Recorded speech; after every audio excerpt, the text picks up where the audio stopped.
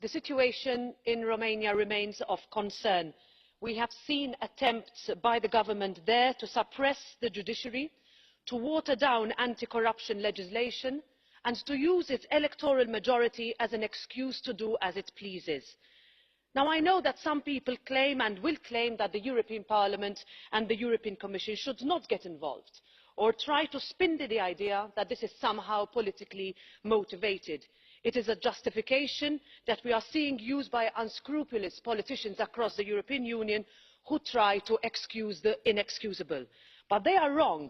The EU cannot look away, and for sure the European People's Party will not. Because Romanians are not any less European than the rest of us.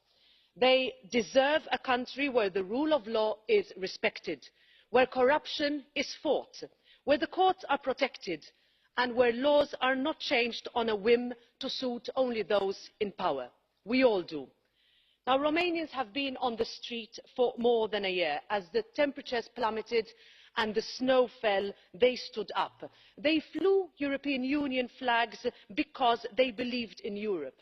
A Europe that is not only an economic bloc, but a guarantee of common values and shared promises. They believe still. This is not only about Romania. This is about all of us.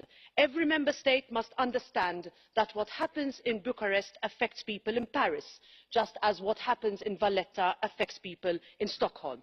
We are distinct as nations, but we are intertwined all the same. And if the rule of law is at stake in any one state, then every single other state is endangered. And that is why the Commission is right to act, as it must everywhere there is a threat.